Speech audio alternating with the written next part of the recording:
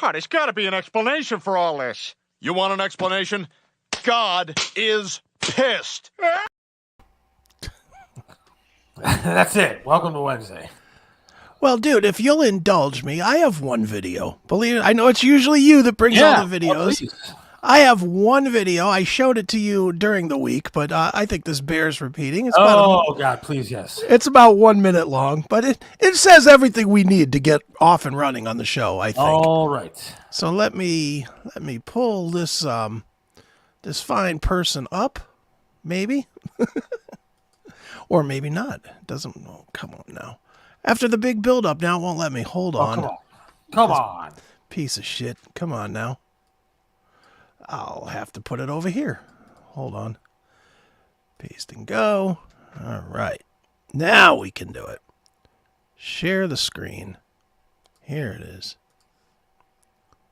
We will bring her back to the beginning. Oh, God, her face just pissed me off. Listen to this, broad.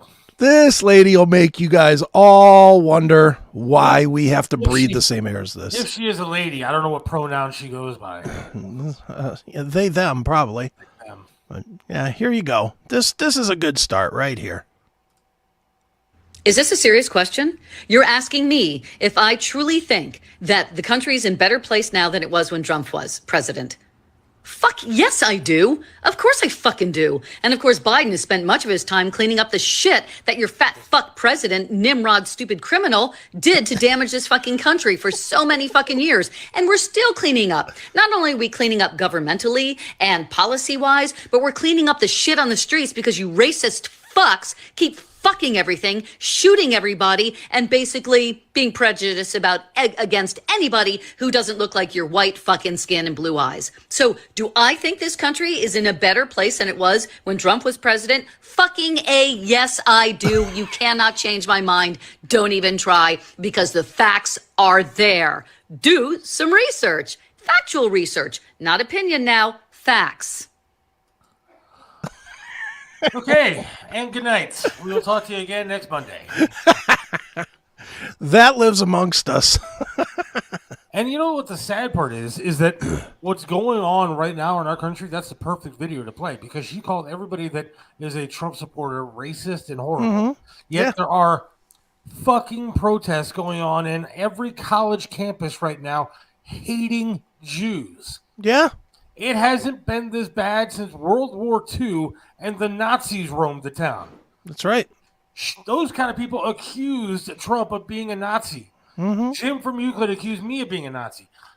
But there are real Nazis out there holding swastikas up on college campuses right now that literally think that we're bad people, yet they are hating Jewish people to no end.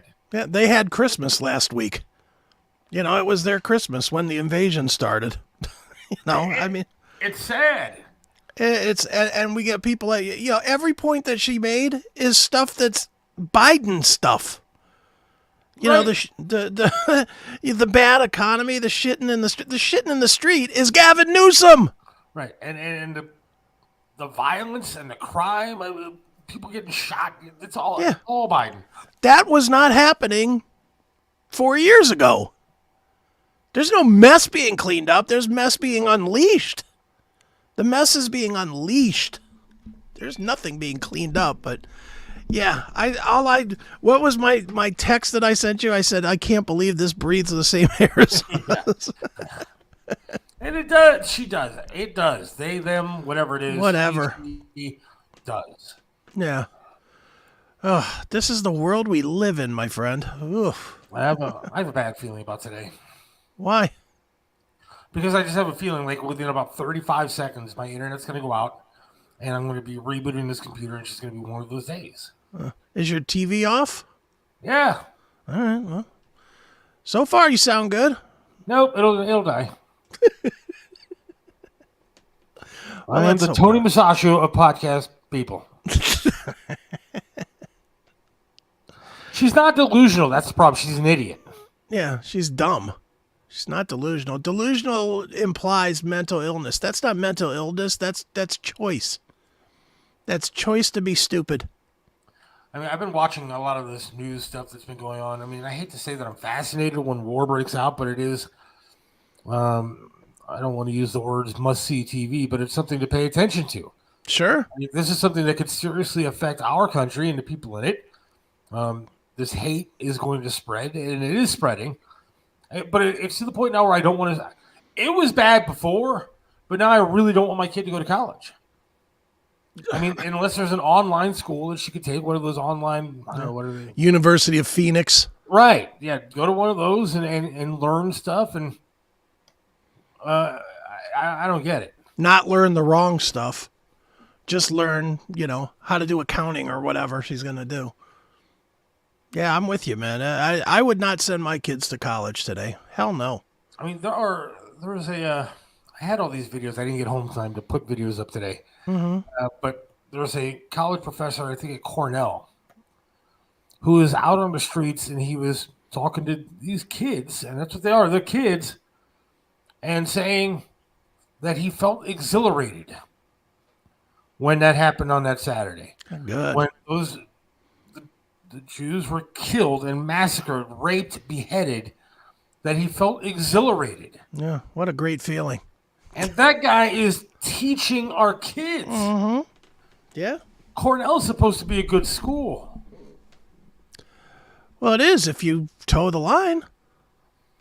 It is if the teachers would get back to books and teaching what they're supposed to be teaching. Well, yeah, but why would you do that when you can indoctrinate?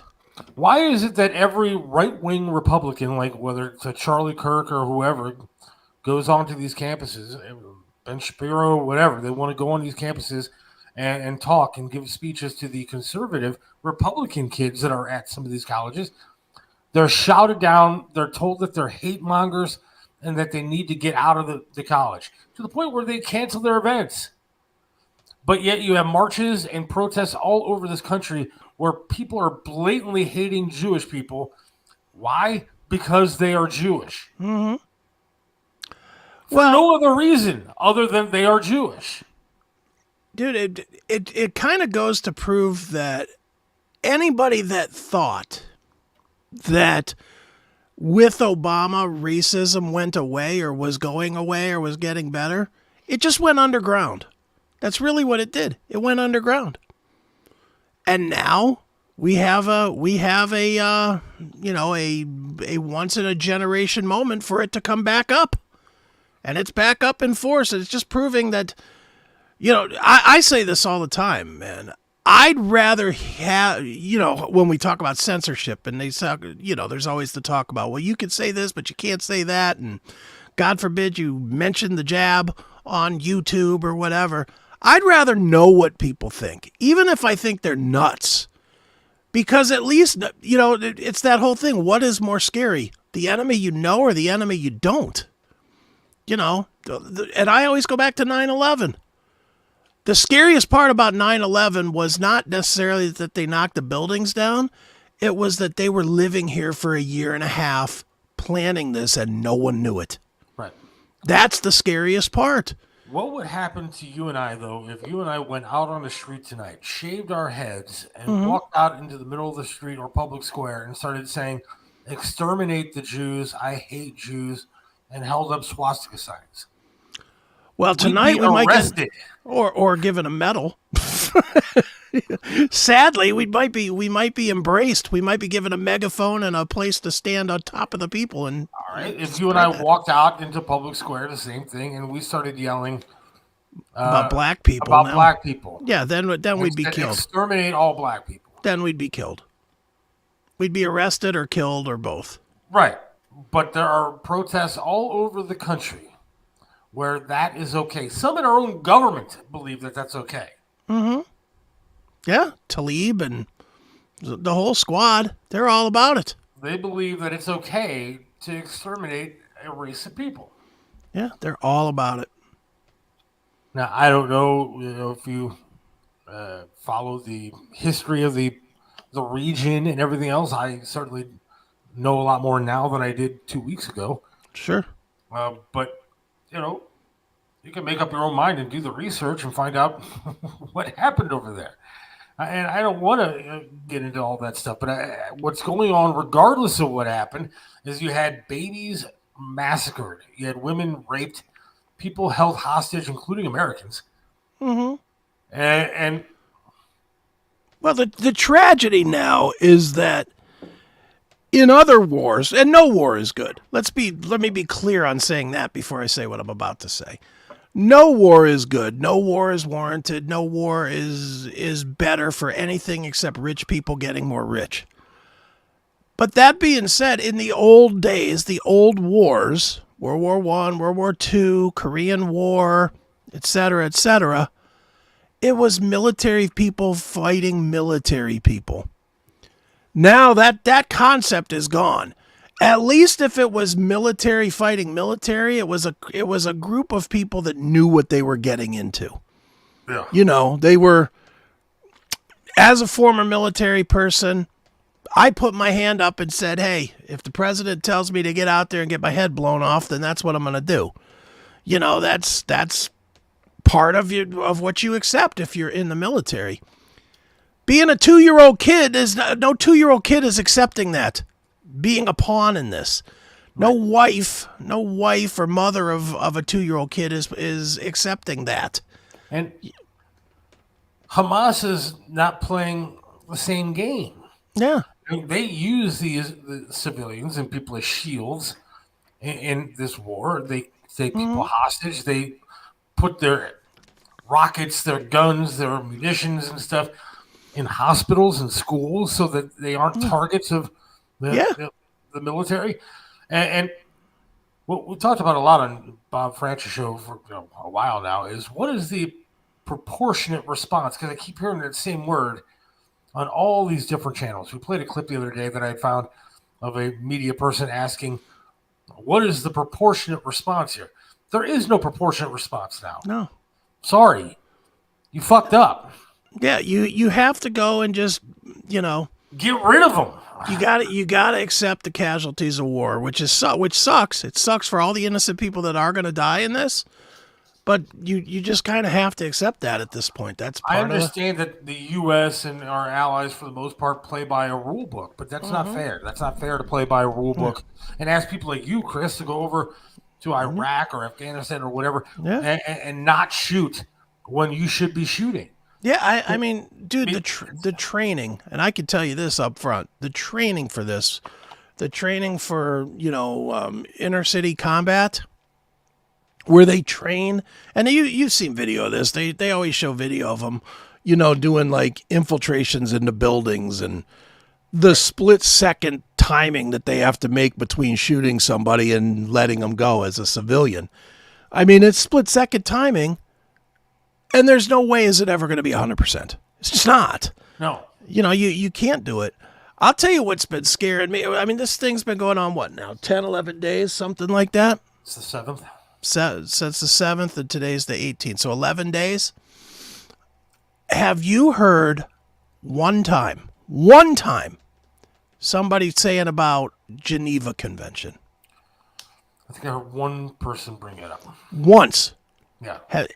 Isn't that ironic that there's not even a consideration for what is the rule of war? Right. That's what the Geneva Convention was set up for, was to establish guidelines to war. And no one's following it. Nobody's even trying to say, hey, you're violating the Geneva Convention. Nobody's even putting that accusation out there. Because if they do, to put that accusation out there means that somebody has to do something. Right. So I have to take this call. It's our psychic friend. So okay. Let's take our first quick break and we'll be right back. Okay. All right. Is that all right with you? Yeah, fine. What separates Triv's restaurant in Strongsville from everybody else? Some restaurants you go to eat the same thing over and over and over. But then there are restaurants like Triv's, where you want to go there every single time and eat something different until you have eaten every single item on the menu. Why? Because the food's delicious, and it has been for almost a quarter of a century. Triv's has amazing food, outstanding service, and an opportunity for you to have private dining, special events, and intimate occasions. You can enjoy a memorable fine dining experience in your own dedicated, intimate space. Visit Trivs in the heart of Strongsville. Call now for reservations, 440-238-8830. Trivs in Strongsville. Joe Burdick custom flags are amazing. Each flag is handcrafted to reflect the imperfect perfection, making each piece of patriotic wall art unique. This is a local small business, veteran-owned and proud. Joe Burdick creates symbolic artwork that is built to last. Display your spirit, pride, and patriotism by calling 440-305-2065 and let Joe's flags serve you. 440-305-2065. Joe Burdick Flags. Let me introduce you to Charlie's Auto Repair. Any car, any truck, any problem, Charlie's does it right. You know how it is. The check your engine light comes on, you put air in the tires, and the light is still on. 216-470-0170. That's Charlie's Auto Repair, 13728 Madison in Lakewood. Charlie can do it all, from small engine repair to fleet maintenance and system diagnostics. 216-470-0170. Charlie's Auto Repair. Let Charlie make your car great once again. The 1990s regional rock sensation, The Fifth Wheel, is back with the original lineup for a very special 30th anniversary concert, October 20th at Jilly's Music Room in Akron. Get your tickets now at thefifthwheelmusic.com. It's the ultimate alt rewind as The Fifth Wheel plays their hits from the 90s along with brand new tunes. Join me, Rocco, formerly the Rock Dog, from WMMS and 107.9 The End. And me, Carrie Danger. Get your tickets at thefifthwheelmusic.com for The Fifth Wheel live at Jilly's in Akron, October 20th. As The Fifth Wheel celebrates 30 years with very special guests on Masonic. Join us as we flash back with The Fifth Wheel 30th anniversary concert, October 20th at Jilly's Music Room in Akron. Special new record release, special guests, a great show, cake reception. What more could you ask for? Get your tickets now at thefifthwheelmusic.com. It's The Fifth Wheel 30th anniversary concert. Don't miss it.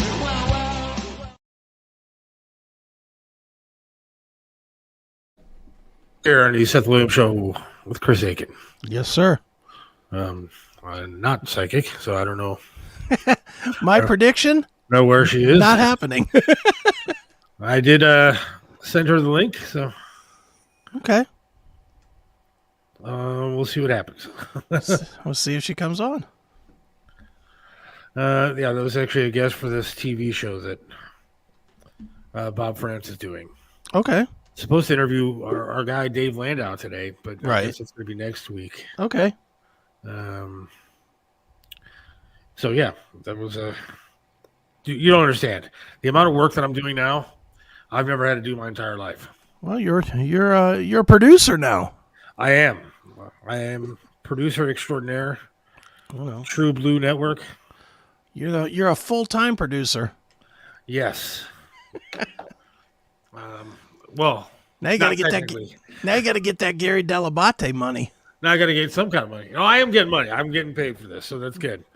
But there's like just a lot of stuff, man. You don't understand, like, because this show actually is going to be very cool. It's debuting next week. It'll be Okay. the first episode that is going to run it's called Strictly Speaking with Bob France, Okay.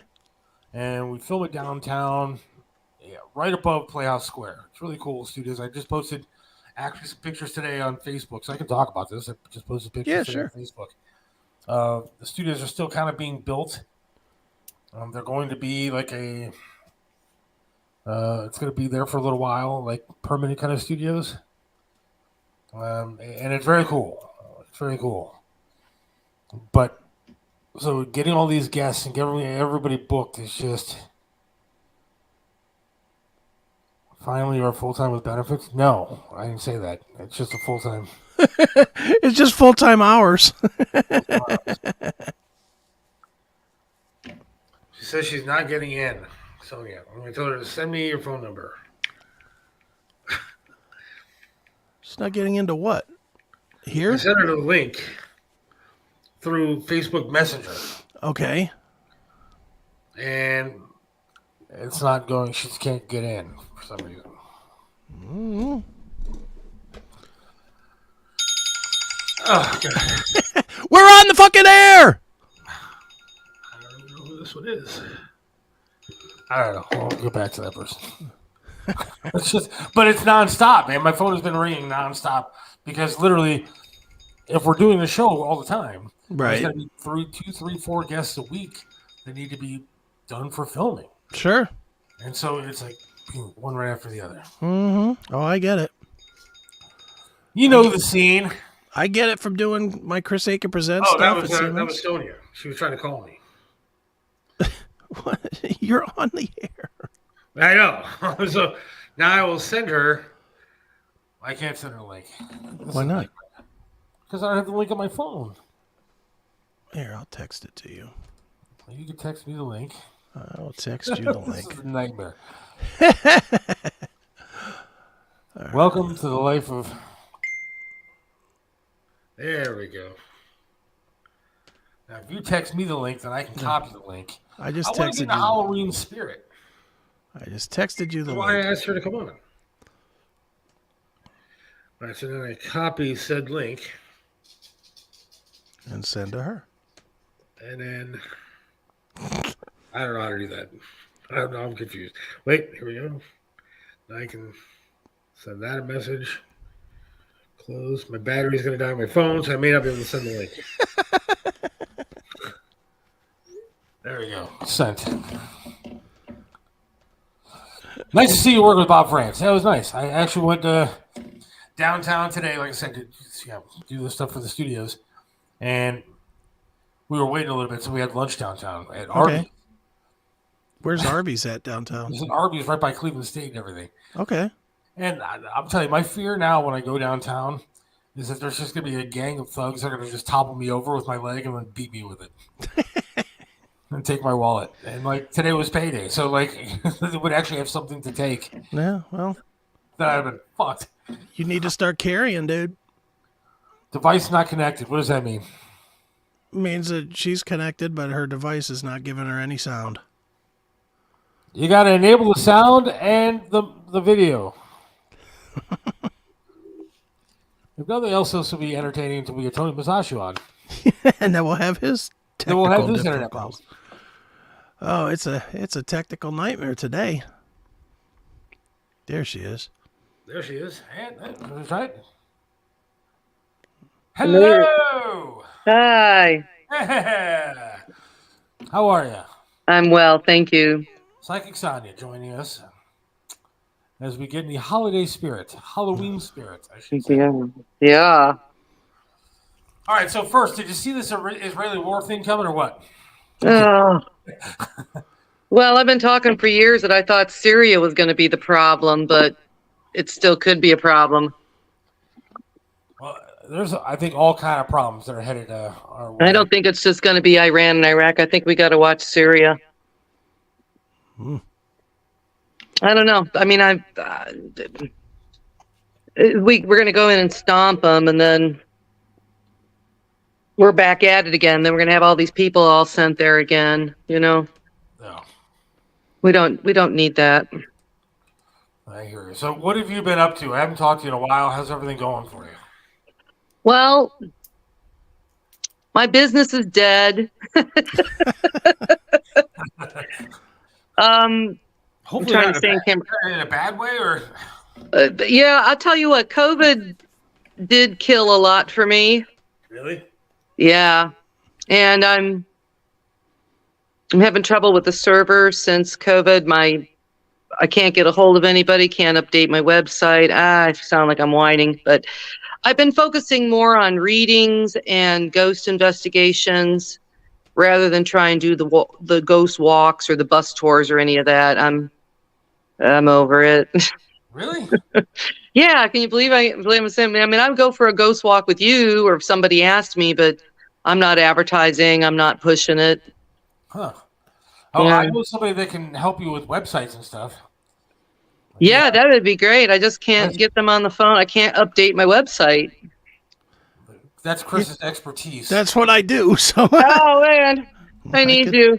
I could definitely help out there, no doubt. Well, I'm sad. Last time I went, I saw you was on a ghost tour that we did in Medina. Oh my God, and we had to run for it. There was like a huge storm brewing. Yeah, and I was in a wheelchair at the time, which didn't Yeah. go well for a ghost walk tour. It was a rolling tour. It was a rolling tour for me. And then at one point, Chris, I decided, all right, I'm done. I'm done wheeling myself around. And so, a lot of cracks in the sidewalks and stuff, and it was dark. And so I said to my wife, I was like, I'm not going to be able to make it throughout the rest of this. I'm going to just go back up to the square. And for me, I just can't do it anymore. Yeah. And Heather goes, all right, well, I'll see you back at the car. I was like, wait, what now? Yeah. And so my daughter and my wife continued on with the tour while Seth, who's in a black hoodie and a wheelchair, is in the dark depths of Medina trying to figure out how to get back to Medina Square, going up giant hills with cracks in sidewalks and going past all the halfway. He's going past all the halfway houses. Hey, dude, you got a cigarette? And my wife is continuing on with the ghost tour. There was about to be a ghost haunting her ass for the rest of her life if I would have gotten hit by a car. Well, she almost got hit by lightning because on the way, like you made it back, but on the way back, we got almost run over by that storm. Yeah. So we ran for our lives. We never finished the tour. And that's the other thing. I'm sitting in a metal wheelchair while you hear this electrical storm headed our way. That's funny. Sorry. But yeah, it funny. wasn't. It was funny. It was funny. And then we ended up in the cemetery, and you were so patient. You let us end in the cemetery, and then it got too rainy, and we all left. Yeah, but it was fun. It was a good time. Yeah. It was always a good time. You've been on my tours before, though, I thought. Yeah, I went to another one. It was a bus tour. Yeah, the bus tour. Weren't those fun? That was a lot of fun. And then we went to the Franklin Mansion, the Franklin Castle. Okay. Yeah, I mean, I haven't done bus tours since 2019, I believe. It was my last bus tour. We went to the Franklin Castle, and all of a sudden we were surrounded by like police, and the owner of the building showed up. And God, how embarrassing! Okay, so let me explain what happened. So what happened was, there was a crooked cop who started tours with me. Yeah. And then he took all the money and ran and said, screw you, I'm going to do my own tour. So he got into the Franklin Castle and told them all really bad things about me and didn't want me in there. Well, anyways, the guy from the Franklin Castle was mad because the worker there, because everybody was making money but him. So he contacted me and said, hey, I'll get you guys in, but I want 15 a head. Yeah. Now, how could I say no? So I kind of announced it on the tour. Well, there was some people missing off the guest list that had paid. They must have been spies for the owner or whoever. So we got set up and were busted red-handed coming into the Franklin Castle. Yeah. Wow. But how could I say no? The guy said, hey, come on, I'll sneak you in. Right. The owner's out of town. I'm like, what's the worst that can happen? Oh, we got busted. Yeah. So he started yelling at me and stuff. And it was not only you, it was Bill Peters was on the tour. I remember. Judy Pappish was on, a whole bunch of people on the tour. But I was embarrassed, but I was like, oh, damn. Oh, well. I remember looking at Sonya going, you didn't see this one coming? No.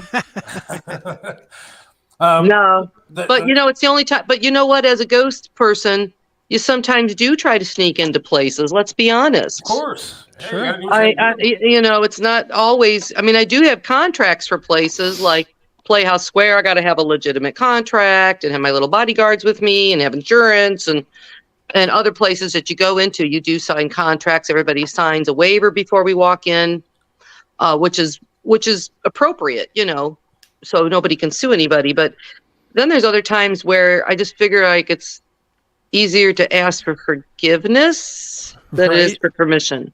Yeah. Especially if I want to go in somewhere after dark. Now, Chris, let me tell you, I've known Sonya for many, many, many years. Yeah. And I think it was probably maybe 20 years ago that maybe we first met. Mm-hmm. And she came into the radio station to do a whatever readings, I guess. I was on WMMS Morning Show. Yeah, on MMS. And Okay. I remember she sat down across from me. I was running the board, and she sat down across from me, and she just looked at me. And she goes, that's all she said to me. She goes, "You're going to have a problem with your feet." Now, I had no idea at the time that I was diabetic, nothing. So it wasn't like I said, "Hey, I'm diabetic," and then she could guess. Sure.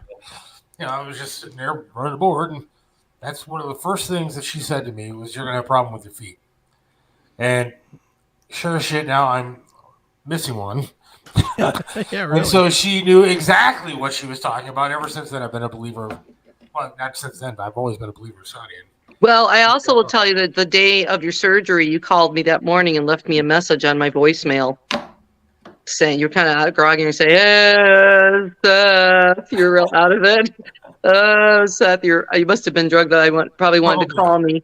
And you said what you just said 20 years ago. You told me, and I didn't listen, and I messed up my foot, and I didn't pay attention to the bottom of my foot, and it's gone. I'm gonna lose it today or something. I was like, oh my God.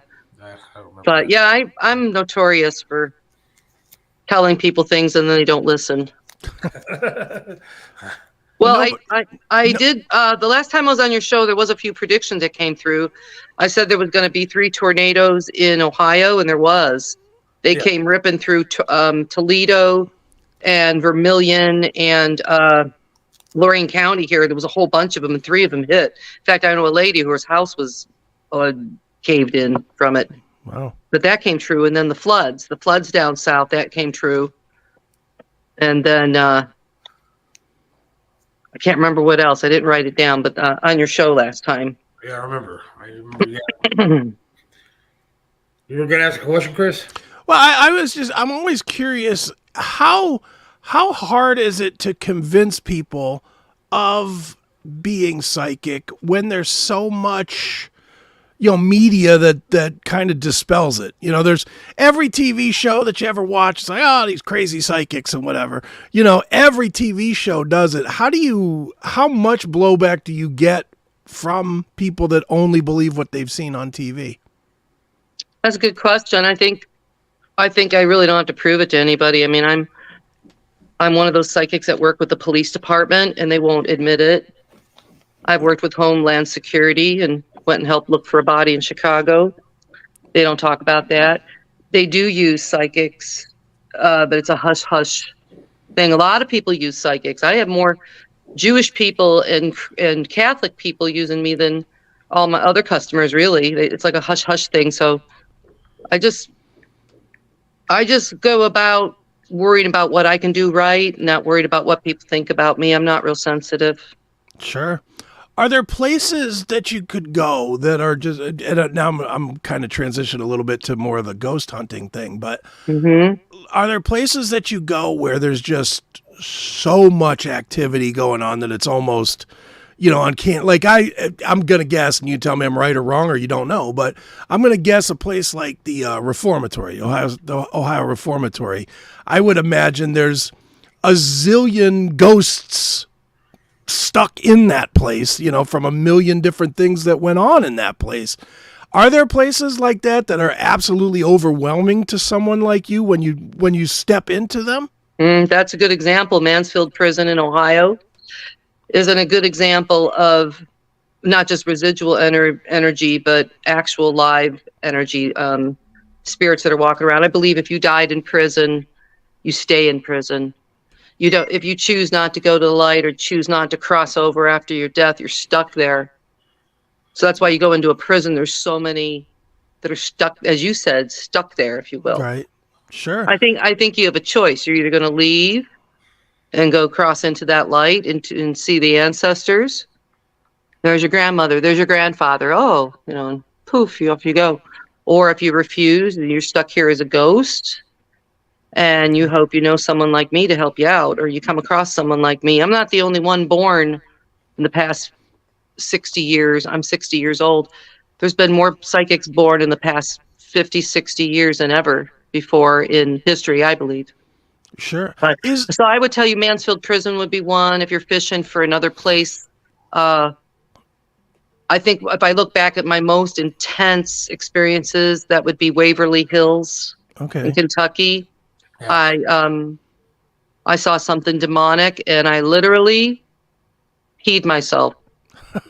Wow. I had a fear response, and it was all caught on camera, and I wasn't the only one that saw it. And when they talk about pooping your pants, I peed my pants. I was so scared. It was unnatural for me. I saw Waverly on Ghost Hunters too. Yeah, I think they saw something there too. Whoo, boy, they summoned something in that building, and that thing is not natural. It's not a human. It's not anything I've ever come across. But thank God it's stuck in that building and it's not roaming around outside. But I saw something that scared me. Sure. Big time, I'll tell you that. And I will tell you that the Franklin Castle, I'm not supposed to be really talking about people's private homes, but everybody knows that Franklin Castle in Ohio is one of the most haunted places in this area. And I did have an experience there. I was able to go ghost hunting there. And something grabbed my dowsing rod and pulled it, yanked it. It was pretty intense. And there was witnesses who saw it. That was pretty cool. So yes, that place is haunted also. You can't go in there. It's a private home. I think they're doing some hokey overnights or something. They're trying to turn it into something, but it's overpriced, and it's, I don't know. I say go if you can get in there, but it's a private home now. It's not like a haunted house that you would pay to walk through. Somebody wants to ask about Farnham Manor in Richfield. Farnham Manor, I have a really good ghost picture of Emily that fell in the well and drowned. The little girl that's seen in the blue dress. Farnham Manor probably is more riled up now. They tore down the carriage house. They've been tearing it all up, the grounds up and everything. So when you have that kind of reconstruction and remodeling, it does stir everything up. Right. So I wouldn't be surprised if all those ghosts over there are riled up from all that construction that they did. What's the danger to being in a place that has riled up activity? Like they have that Incarnation Festival once a year at the reformatory down there. You know, is there a danger to they bring 20, 30,000 people, whatever, through there every single year. Is there a danger to those people coming in and out of it? I'll be honest with you, and I haven't admitted before this in front of anybody. This is the first time I've ever admitted this. I've had to deal with some possessions and attachments of people who've gone to Mansfield Prison and brought something home. Now, they didn't bring something from the inside of the prison. They brought something from the outside of the prison that was attracted to the place. And so it attached to them. They brought it home. And I'm the one that you call when you have a bad ghost haunting and the priest can't handle it or your ghost groups can't handle it. I'm one of the top banishers in Ohio, and I'm not afraid to brag about it because it's true. And you guys all keep playing with Ouija boards and keep playing with all that stuff because I get paid to come take care of it. And you will, if you poo-poo it and go, oh, there ain't nothing here, come on, attack me. You be provocative and provoking. Be ready to be attacked. Be ready for something not fun. You know? Yeah. It's not fun. What happened? I think a ghost took you out for a second. Yeah. So I really believe in attachments, possessions. All that is very real in my world. I remember I went to Mansfield Reformatory with my wife. We took a tour. And I walked in. I've been charging my phone the entire time on the way to the reformatory. When I walked out after an hour being there, my phone was completely dead. And they always say that ghosts take like an energy and sometimes use your electronic devices. And is that true? Yes, because they do not have physical bodies. They are an energy themselves, and they draw upon our energies and also devices. in some type of a quantum energy level that I can't explain, but they somehow suck it up and they redirect it, and boom, they can blast you, or they can use it to make sounds or to move things. They gather up energy and then they use it, blast it. Yeah, because my phone was sucked dry by the end of the. Yeah, they drain people, they drain devices. Sure, that's real common. So what are you doing now? What am I doing now? Yeah, since you're not doing the tours, what are you doing? Well, I'm focusing more on investigations and ghost work, and a bit of Bigfoot researching. I've found a hot spot here in Ohio, so I've been climbing around the tick-infested woods this summer, trying to find more evidence. But so I've been doing like psychic parties. Tomorrow I'm going to go work for an artist. We're having a girls' night, and we're going to be painting and doing stuff, and then they have a psychic me. So I'm doing more like parties and Halloween parties, investigations. People do come to my home for private readings. I'm in Oberlin. I do phone readings. I can accept PayPal monies and sit down privately with you on the phone. So just because I'm not doing the ghost walks anymore, stuff, it's just there's other people in town doing ghost tours and stuff. I'm just kind of moving over and taking a break for the past couple of years. I'm not back into it yet. We have some more questions, but real sure. Quick, how do people get a hold of you if they want to get a reading or they want to have a psychic party or whatever, ghost investigation? Well, sure. They can call and leave a message on my phone line here in the office is 440-775-1217. You can give me a call, leave a message. And if you want to text me, it's 440-502-1415. And I'm on Facebook. Excellent. And I'm booking into November. Sure. Yeah. Sonya, is there and I'm reaching a little bit, but because I don't know, is there an energy, like an extended energy that comes out ahead of bigger criminal activity, like a serial killer right before he kills somebody, or you the mean Columbine like the kids? Yeah, the Columbine kids. Is there like a pre-build-up energy, and is there any way that they could have somebody like you just kind of come into schools, as an example, and just walk through and say, yeah, this kid feels like he's about to do something crazy? Well, I don't know if I'm that good to predict imminent dangers and things, but certainly the energy left behind by evil acts, especially, let's say, a battlefield where there's been tons of death, tons of dying, tons of anguish. It's residual energy. It's like the blood fell into the ground, the death all over the ground. It's like an X-ray vision of something that's happened that seeps into that area, and someone who's psychic like me can pick it up. I'm empathetic to it. I feel it. A lot of people feel it. They'll feel it in their gut. Sure. They'll feel it in their throat. It's always residual, though? It's called residual energy. It's measurable and always there. That's a lot of times while they'll tear down buildings, like that Ariel Castro that held those 3 girls for over 10 years. Remember that jerk? You repeatedly raped them and all that. They tore down his properties because the places were just so evil. They didn't want people going in and like living in a house like that. They often will tear down places like that because of the leftover energies and the exploitation of it. Yeah. Right on. So you can clean it up. You can clean it up. I'm able to clean it up. I know how. That's what I do. It's my job. Sure. I will go to people's houses and clean their houses spiritually. But it's always residual. Not with a mop, right? Not with a mop. She's going to clean it spiritually. Right. Yeah. I'm too expensive. You don't want to hire me as a maid. But it's always residual. It's always after the fact, correct? It's not. It's never like a buildup of energy before an activity. Okay, so I can see in the tarot cards that something's about to happen. Okay. I've also had premonitions, like just before 9/11, and you remember there was a study done. Normally in 9/11 at the towers in New York there was about an average of 100 people would call off during the day sick.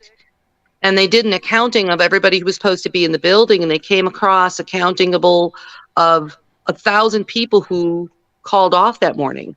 Right. So they're people who had premonition or the feelings, or maybe their spirit guides gave them a flat tire, or something happened that they avoided work. It's something within us that sometimes we listen to it and we're aware, and other times it's like a deja vu.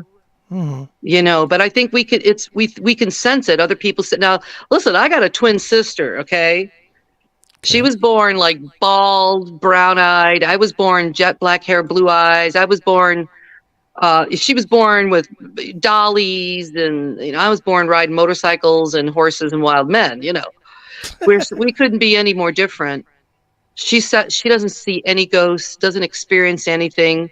She could have a ghost doing this to her nose, and she'd be like, "Oh, there's a gnat here."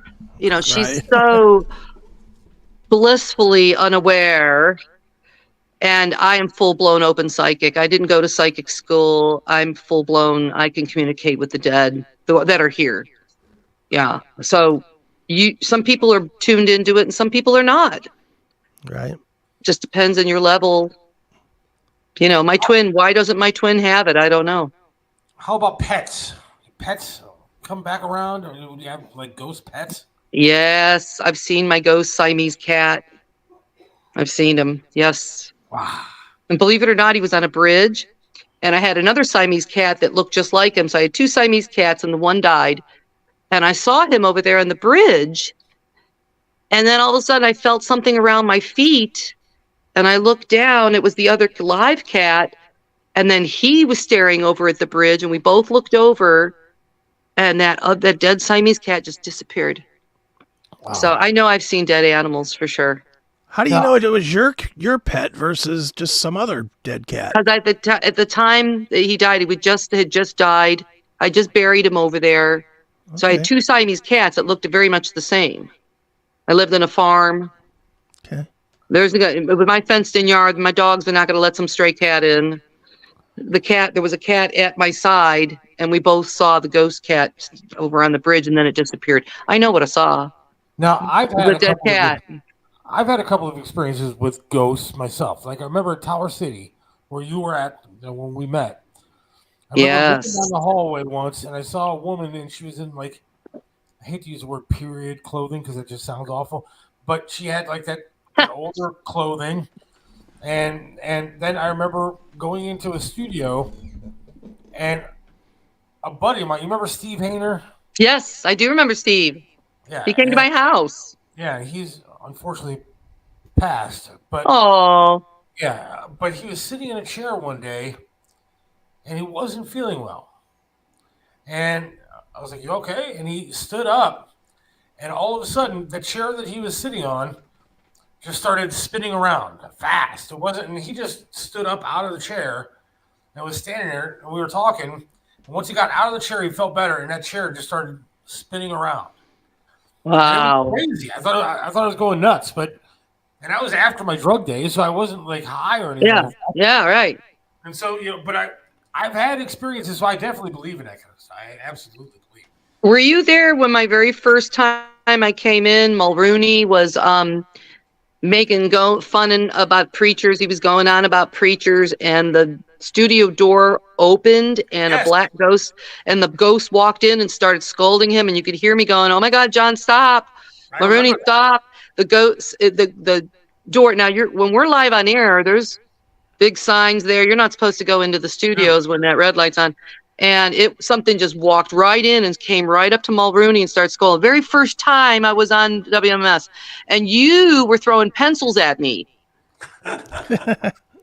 I'm trying to do the show, and you're over there like whipping stuff at me. And you also had stuff like stuck in the ceiling because it was like a spongy ceiling. And you guys had all this stuff stuck in the ceiling, and then you were like whipping stuff at me, and you guys were whipping balls around. Do you remember that? I do. And I'll never forget that ghost walking in on John Mulrooney. It was a black guy ghost. You do remember that, right? I do. Yes, I do. Those were my Lord, that was something. My first debut on WMMS morning show, and that happens. Man, we had some good times back then. Yeah, we did have some good times. I've known you for a long time, I guess, from all that. And you have a funny nickname. Can I tell them? Yeah. So I used to hear them talk about Seth as being the prophet monkey. Right. And I guess what that meant was it was cheaper to have him do overnights because he knew how to do all the boards and keep everything rolling instead of paying somebody for each radio station. He was the one that ran them all. So he was like the prophet monkey overnight, right? Yes, I was. Yeah.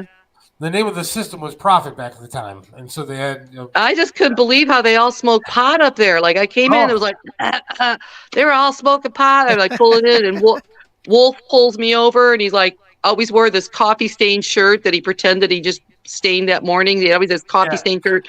Remember that coffee stained shirt? He tried to pull it off like, oh, I just spilled it onto this morning. And he was trying to ask me all these questions about his relationships and he's smoking pot and all these people smoking pot. It was like, you could smell it from the hallway. It was so gross. Yeah, you could smoke in the studio. Nobody cared at that time. Wolf, nobody cared about the equipment getting dirty or nothing. Nobody cared. It was way different than it is now. Well, and I'm walking in on it going, well, what is this radio?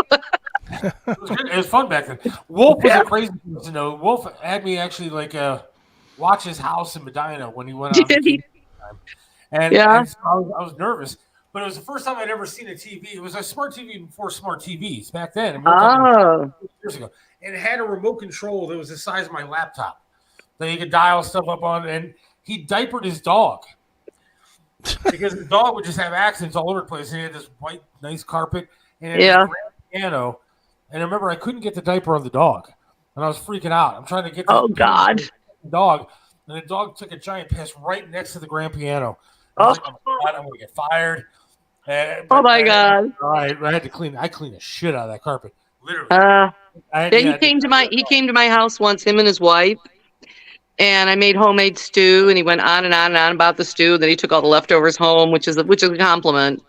You know, somebody takes your leftovers home, but I don't think they'd ever been in a poor farmhouse before. So Bigfoot. Yeah. After Bigfoot. Have you seen Bigfoot? I have. Abe, are there many Bigfoots? They call them well, Bigfoots? I could tease, and they say the joke is there's herds and herds of them. No, they're very rare. And there's twice in my life that I had witnesses. Huh. Yeah, twice. What do they look like? They look like me or Chris? They're relic hominids. Well, they're hairy men. They're like hairy big men. They had to evolve to be large because they had to compete with bears. I believe they're a relic hominid that survived. That they're good at hiding from us. What do they eat? Everything. Anything, everything. I think they're most active at night. And then they have watchers during the day while they sleep. And that's why they're dark colored. Most nocturnal animals are dark colored. So would you consider it an animal or more like a man or more like a cross between? I think it's a man. I think it's a hairy wild man. I swear to God, I was not in the park that you were at that one night. I was not there. I think it's, when I looked at it, it didn't look like an ape. It looked like a man. No. Have you seen this one, Sonya? This new one from Colorado one? Colorado, yeah. It's already been debunked. There's a. Is it? Yeah. So I know. I know all the Bigfoot guys, right? Okay. And they all talk when any evidence comes out. So that is very close to where the train will pull in. And there's a local tire store that's like a Sasquatch tire store or something. They have a mascot suit. Okay. So that guy went out there in the suit just to cause like some Halloween trickery. Now, I don't buy it. It looks too much like those suits that they sell. It's like the face and everything. It's too lumpy and frumpy. It doesn't move like a Sasquatch. It's been debunked already. It's a guy in a suit. Okay. Now, do you have videos anywhere that people can see of you with Bigfoot or anything? Man, if I could produce a video of Bigfoot, I'd be so rich. But I will tell you what. I do have a GoPro camera. I do carry a 35 millimeter camera for instant in my car. I do have digital recorders. I do have a dash camera, the most expensive one on my truck that does infrared front and back cameras. So at night, in case something crosses the road, I'm ready. If I'm out riding my horses or I'm out riding around in my truck, and I've only seen Bigfoot when I'm not looking for him. Right. I think you try to go looking for him and it never happens. It's when you're not looking for him is when it happens. But I would be rich if I came across another video or something. I found tracks. Last time I found tracks was in 2011, and that made it into a report on the BFRO website for Ohio. If you look up Ohio, you'll see a report with my name in there. See, now I'm not making fun. I'm asking legitimate questions. That's okay. I'm not offended. Is there Bigfoot like droppings anywhere? Well, I would imagine, but here's the thing: unless you see them taking the poop, how do you know it's not a human poop or a bear poop or a dog poop? Unless you see it taking the poop, how do you? I mean, nobody has a way to test anything because there's nothing to compare it. The Melba Ketchum study turned out to have DNA of humans, along with unknown. She said it was like a hybrid. Have there been corpses of Bigfoot, Big Feet found anywhere? Yeah, Melba Ketchum was brought a Bigfoot flesh, and she did a study. If you look up Melba Ketchum, Melba, Melba Ketchum. Instead of ketchup, it's Ketchum. And she's done a DNA study. She did a big scientific analysis and did the whole report. And she was poo-pooed by all the scientists. Nobody bought her study. Now they have to procreate. Are there female Bigfoot? Yeah, the original Patterson film that was shot in 1968 shows a camera showing the Bigfoot turns and looks at you, and you can see breasts. So obviously they're breeding and have breasts like humans and feed their young. There's more than one. Huh. I believe there's a Bigfoot. I didn't believe really for sure until I saw one in 2004. Wow. And when I went the next day to knock on the guy's house, the farmhouse there's Patty. That's a good picture of Patty right there. The guy told me to leave those things alone, because I saw him outside a farmhouse in a field. See, now that picture is too upright to be an actual ape. That's a Bigfoot. And at that moment, now I talked to Bob Gimlin. By the way, today is Bob Gimlin's birthday. He is 92 years old. And he was the one that pulled the gun out of his scarab to cover Roger. Roger got down off the horse. Actually, he was thrown from his horse. He grabbed the camera and ran after this creature. When Bob Gimlin pulled the gun out of his case, this is exactly when the Bigfoot turned and looked at him as to say, like, don't you dare. And then she kept walking, and he said it stopped him from shooting her. So this is because she was walking away, and then she turned to look at him at the exact moment he pulled that gun out. Wow. That's the story of this picture. I know the guy. I know I got a pretty good BS detector being a psychic. Bob Gimlin is not lying about his encounter. This is a real video of a Bigfoot we call Patty, because it's from the Patterson film. I don't know. Are you a believer, Chris, or no? I'm not a non-believer or a believer. You know, I'm kind of like I accept that I don't know. I'll put it that way. Yeah, can't explain what it is. There's too much evidence of. There's more than one video. I mean, there's the Paul Freeman videos. There's plenty of trail cam stills of Bigfoots being presented. Too many eyewitnesses and footprints. Even I've found footprints. I've heard them in Salt Fork. I've heard them in Spencer Lake near Medina. Do they make a specific sound? Oh, just like you hear on Finding Bigfoot, or you hear they've all been recorded. If you want to hear some real interesting Bigfoot legitimate sounds, something called the Sierra sounds. And the Sierra Sounds are from, I believe, California or Oregon, out west. And they were taken a long time ago. And they are probably one of the best collection of Bigfoot sounds and recordings, the Sierra Sounds. And then you have something called the Ohio Howl that Matt Moneymaker procured.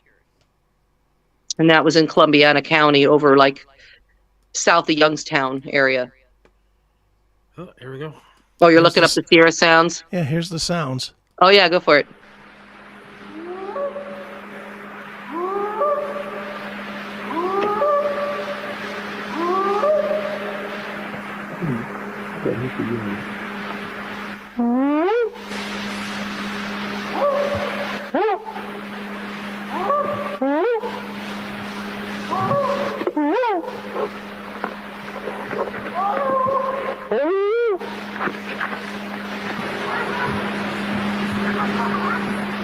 Now, how do you differentiate that from like a wolf?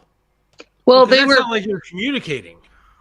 Ron Moorhead and them, you could hear he was going whoop, and they were whooping back. And there's more to that clip. I'll play it. They were coming back and forth, and then you can hear them rah and saying things, and they have what I've noticed. This is going to sound fascinating to you, and I want somebody to prove me wrong. I have never heard a recording, or I've never heard a Bigfoot, or described as them having E in their vocabulary. We've never heard a Bigfoot go E, E. It's always O or O, never E. And guess what? And guess what? Apes, bonobos, and chimpanzees also do not vocalize E. And I got that from Dr. Esteban Sarmiento. Told me this. He confirmed it. He's a primatologist. Let's hear some more of this video. All right, here we go. Okay, yeah, audio. There's two of them across the creek at the big rocks.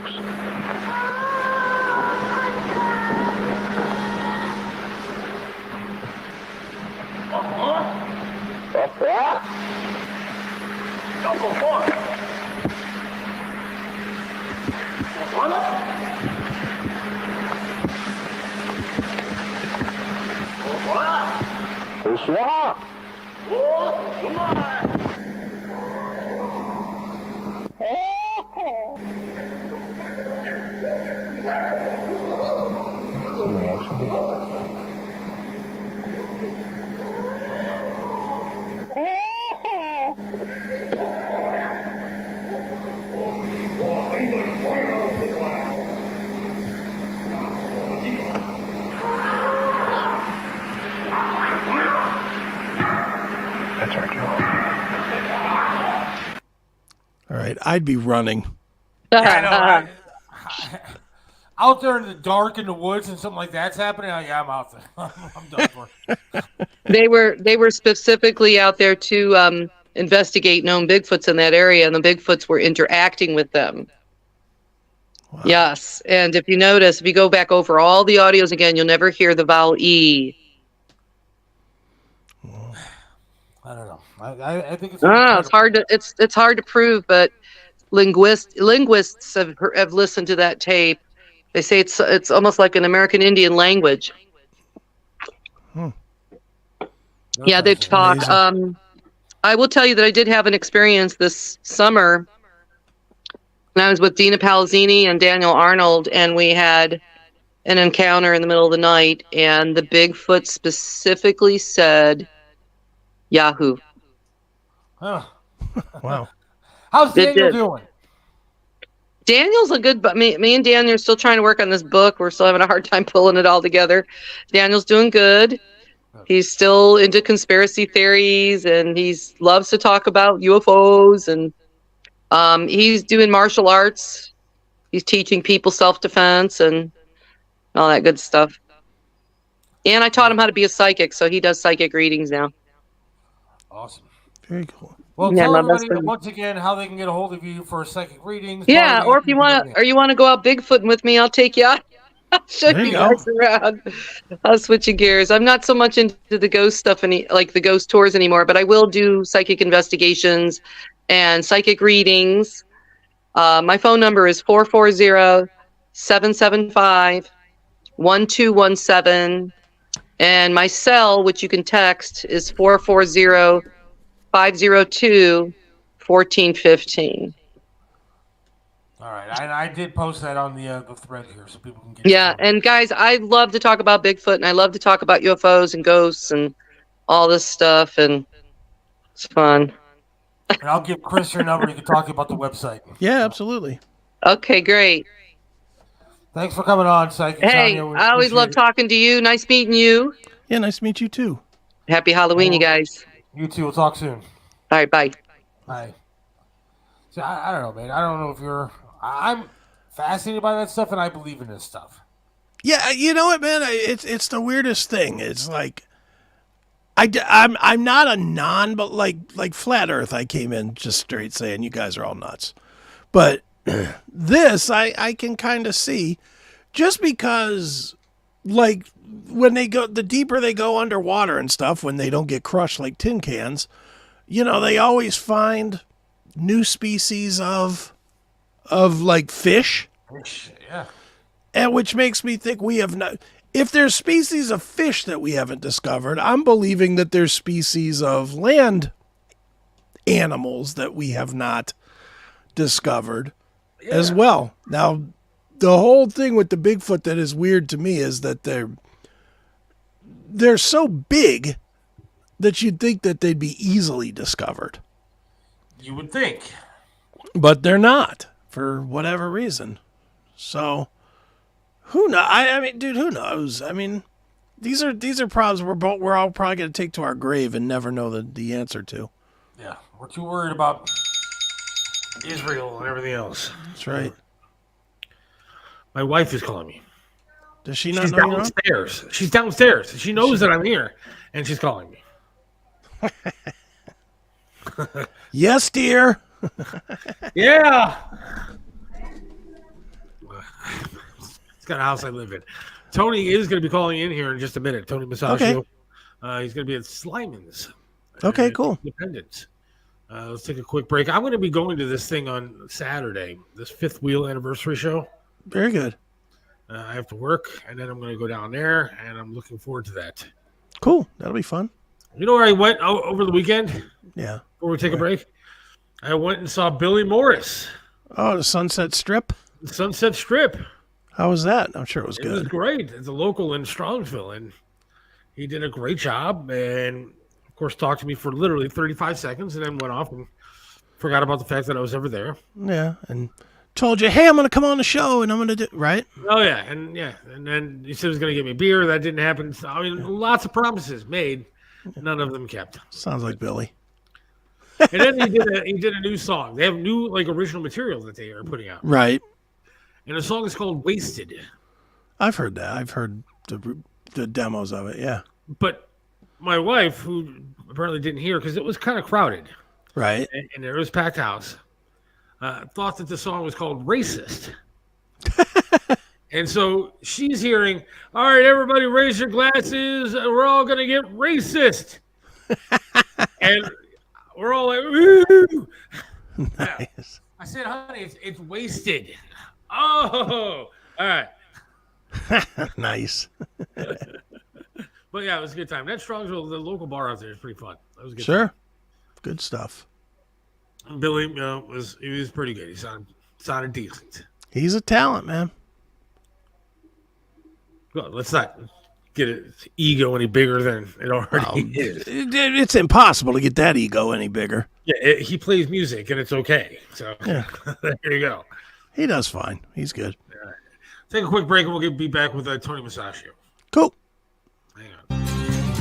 The 1990s regional rock sensation, The Fifth Wheel, is back with the original lineup for a very special 30th anniversary concert, October 20th at Chili's Music Room in Akron. Get your tickets now at thefifthwheelmusic.com. It's the ultimate alt rewind as the Fifth Wheel plays their hits from the 90s along with brand new tunes. Join me, Rocco, formerly the Rock Dog, from WMMS and 107.9 The End. And me, Carrie Danger. Get your tickets at thefifthwheelmusic.com for The Fifth Wheel Live at Jilly's in Akron, October 20th. As the Fifth Wheel celebrates 30 years with very special guests on Masonic. Join us as we flash back with the Fifth Wheel 30th Anniversary Concert, October 20th at Jilly's Music Room in Akron. Special new record release, special guests, a great show, cake reception. What more could you ask for? Get your tickets now at thefifthwheelmusic.com. It's the Fifth Wheel 30th Anniversary Concert. Don't miss it.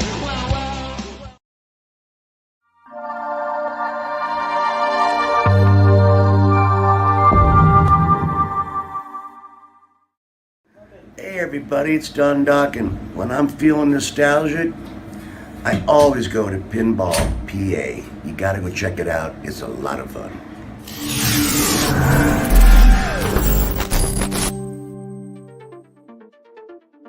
When you want to have fun in Pennsylvania, there's only one place to go, Pinball PA. Located near the Pittsburgh airport, we have over 420 classic pinball machines and arcade games that you can play. Admission starts at only $24.99. Want to have a party? Well, there's no better place than Pinball PA. Visit our website today at www.pinballpa.com to get more information or to book your next small or large party.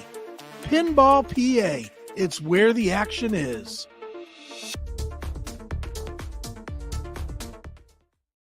There's no place like home, and whether it's furniture, artwork, home accessories, appliances, or that one-of-a-kind collectible, Yellow Brick Road Online Auctions allows you to find everything you need from the comfort of your own home. The owner of Yellow Brick Road Auctions has been conducting online estate auctions for over 8 years by providing homeowners with a stress-free process to liquidate all items that have accumulated over the years.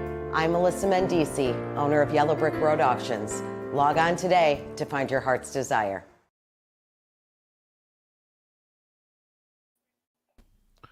Right back here, the Seth Williams Show with Chris Aiken. Yes, sir. That Pinball PA place looks pretty good. I know the owner. I think I can get in. That owner's fantastic. He is. Pinball PA finally had a good week after like 6 shitty weeks in a row. So that's good. I was definitely happy to see cha-ching, cha-ching, cha-ching, cha-ching, cha-ching. Seth, your wife was calling to tell you she's seen Bigfoot in the front yard. I hope there's not some big hairy guy in my front yard. That would be really bad.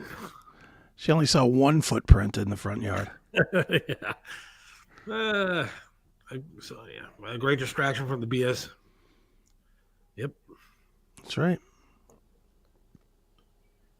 Well, people like Sonya. Yeah, it was good. I liked her. I've liked her. Yeah, she's fun. And, of course, Rick was happy to see Melissa. Of course he was. And Tony checked in and then he left. Did you see that? I saw him for a second, but I don't know what goes on with that guy. It's one of them shows. Restaurant reporter Tony Masashi was supposed to be joining us live from Slyman's and Independence. You ever been there? Oh, I love Slyman's. Are you kidding? I've been to, but I have not eaten at the Independence one. I was in it just picking up food to go. Yeah, that's the same here. I've picked up there, but I've never eaten. I'll tell you what, it was one of the greatest turkey sandwiches I ever had. Slyman's rules. Yeah. Just in general, Slyman's rules. The problem is I had to sell like half my car to get my sandwich. Yeah, I'm currently renting my car to somebody. It's like $15 a sandwich or something, but it's you know what though? That's worth it. It's worth it. Yeah. But usually if I'm paying that much for a sandwich, I need fries, onion rings, a Diet Coke, and like a slice of pie to go along with it. That's right. All right. He's back, so let's see how well it works. All right. Tony Masaccio. Seth Williams. Chris, how are you guys? Good. What's up, Tony? Can you see the corned beef sandwich? Yes. Yeah. So it's $18 for a corned beef sandwich. But guess what? This corned beef sandwich will feed you till next Tuesday afternoon. It's like a full corned beef. It's like a whole corned beef in bread. Yeah. With a little slice of Swiss cheese And look at how small the bread is on top. It's like a little yarmulke.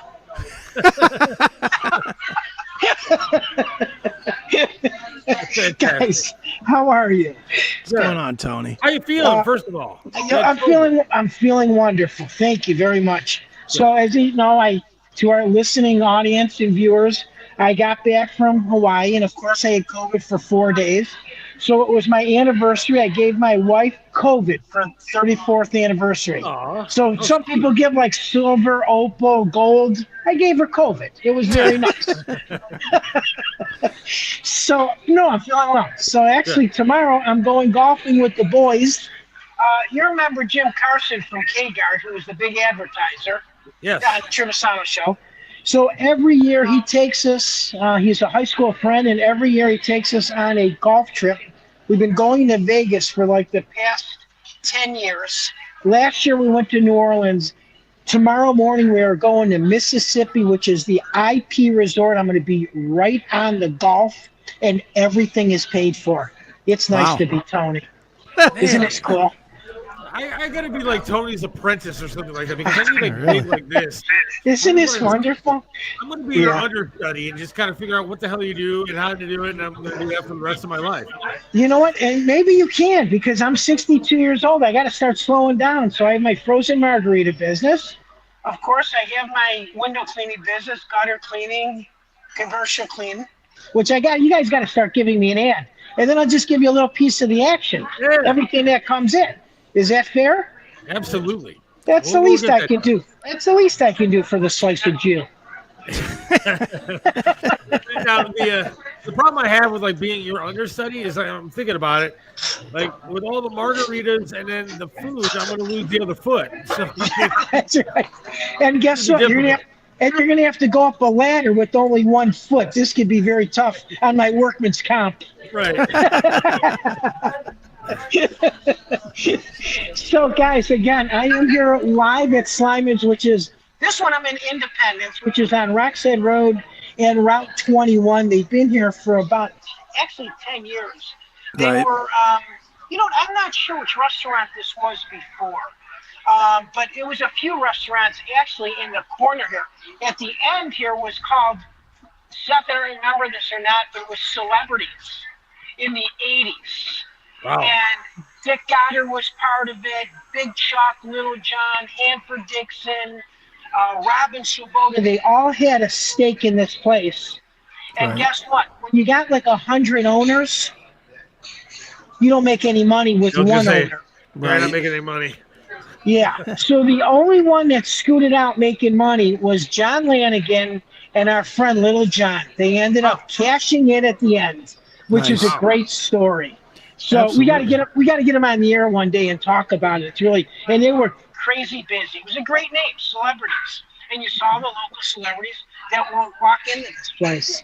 Right? Didn't Lanigan own another restaurant like on the east side? It was called Lanigan's, and it was in Eastgate Shopping Center. It was very hot in the 80s. I remember going there. So it's funny you mention that, because now you think of how expensive alcohol is today. So a glass of rum and Coke, which was $1.51 Bacardi, and Coke was $1.50. Oh, you can imagine that. It's crazy. It is crazy. Tony, how is the atmosphere in that Sliman's versus the classic Sliman's downtown? You know, this one's a little bit different. The classic Sliman's, as we were just talking about that with their general manager, where they have the breakfast and lunch. This has a bar, so it has, they don't have breakfast anymore. They used to have a breakfast on Sunday mornings, and they do have a 9 o'clock, they're open. Matter of fact, I'm looking at one of the signs for the Browns, but it's not a tailgate place. You know, there's only a few televisions. So to answer your question, it's 2 different restaurants. This is lunch, dinner. Theirs is breakfast, lunch, and of course, on that St. Patrick's Day, they're still out the door and into another suburb trying to get a corned beef sandwich on March 17th. Well, to be honest, they're like that on a June 5th or an October 10th. Right. When I used to work downtown, we would go around the office when somebody was going to Slyman's. We would go around the office, and it was usually like 50 sandwiches would get ordered. It was never just one or two. Yeah. And it's kind of cool. That not only do they have a great sandwich, they got a great salad, they have great pierogies, they have a great appetizers like these jumbo onion rings and loaded latkes, which is like a potato pancake with everything on it, from corned beef to melted cheese to sour cream to egg. They have a tavern pretzel. They have a soup of the day. Every day is a different soup. They do a great job here, Chris, because you have all these businesses on Rockside Road. Right. Which there's not too many places open for lunch anymore. It's funny, Little John called me last week, and he was looking for an Italian restaurant open downtown. And it stumped me. I mean, I know Bruno's, which is on 44th by Clark there, but there's really no Italian restaurant. And, you look at Garino's, which is in Little Italy, they're really the only one that is open for lunch. Right. So this whole COVID thing has changed our lives, and of course it changed the industry. Sure. Well, and the unique thing about that, Slyman's, is if you have a heart attack from eating all that food, you're right next to a Hoosier. You can be taken care of. That's funny. And of course, our friend Harry's Steakhouse is right down the street, so you can have a heart attack eating a steak also, which, guess what, wouldn't be a bad way to go. Absolutely not. I'll tell you what, though. I actually ate at that Slyman's not that long ago, maybe a couple of weeks ago, and I had a turkey on rye with a little bit of Swiss cheese. And it was one of the best sandwiches I ever had. I mean, it's an unbelievable place. Yeah, you know what? I'm looking at that right now on the menu. And again, it's $16. It's a huge sandwich. It is a great place. Yeah, it was worth the money. And their pastrami is wonderful. Their Reuben is great with sauerkraut, Swiss cheese, corned beef. Are you hungry yet? Jeez, stop. And I know. on top of that, the bartender was really, really cute. So, I mean, yes, she's very nice. Yeah, I know exactly what you're talking about. And that helps when you go to a bartender, when you go to a place and you don't got a guy like me serving you. No, a guy like me. Yeah, you don't want to see me when you walk into to order your food. That's funny. So again, I'll take that turkey sandwich. Just don't let the fat guy touch it, please.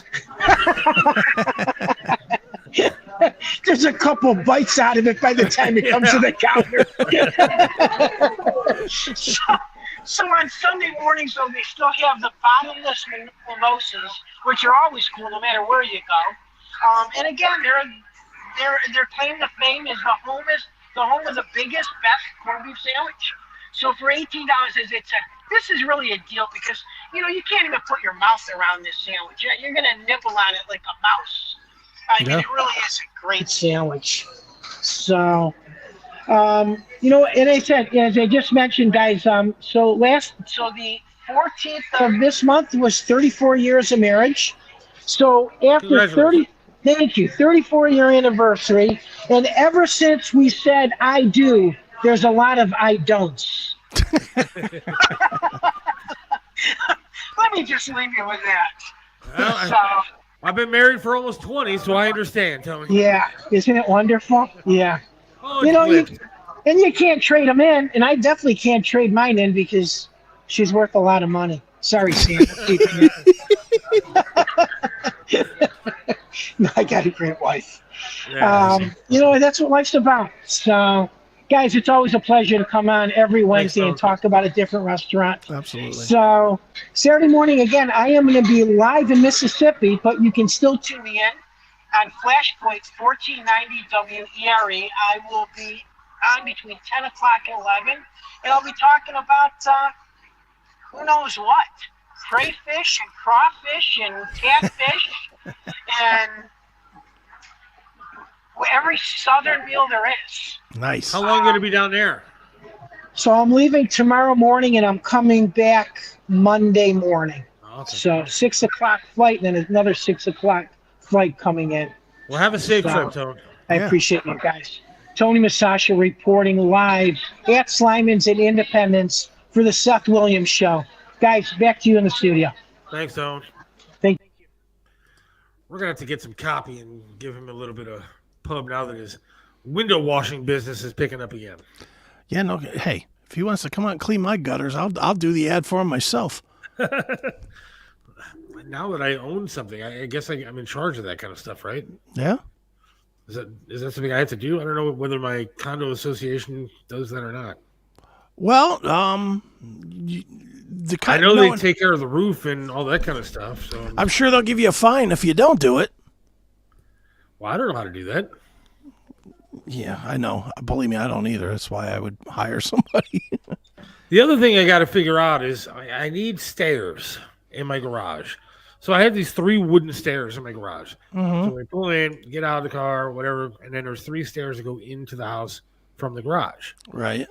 Well, the middle stair is all busted. Okay. They were wooden. And so like my daughter almost like fell right through the middle stair.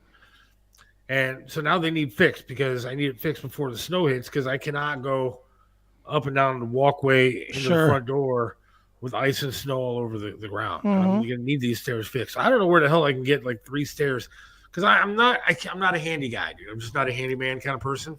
Dude. And I looked on like Angie's List and stuff like that, and they have like a $250 or $300 limit that you have to like start at.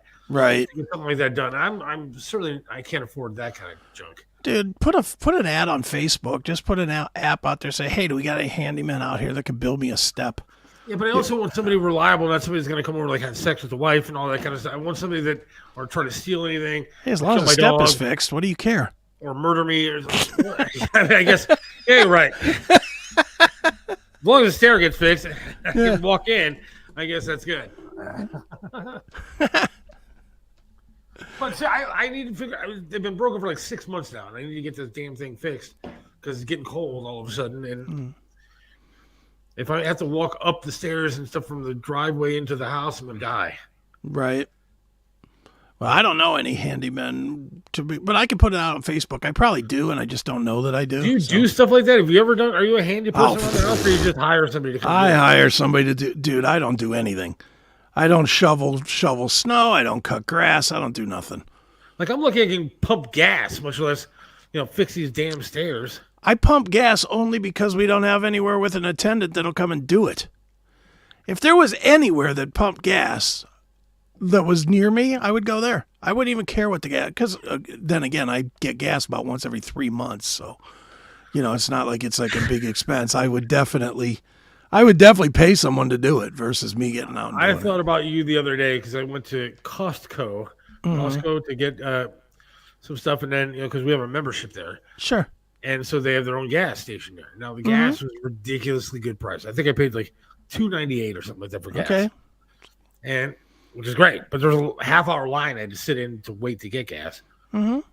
And then it's funny. I was trying to pull into the to the pumps area, and I realized that the gas tank is on the opposite side of the car from where I'm going in, and there's cars everywhere. And so I'm like, fuck it, I'm screwed now.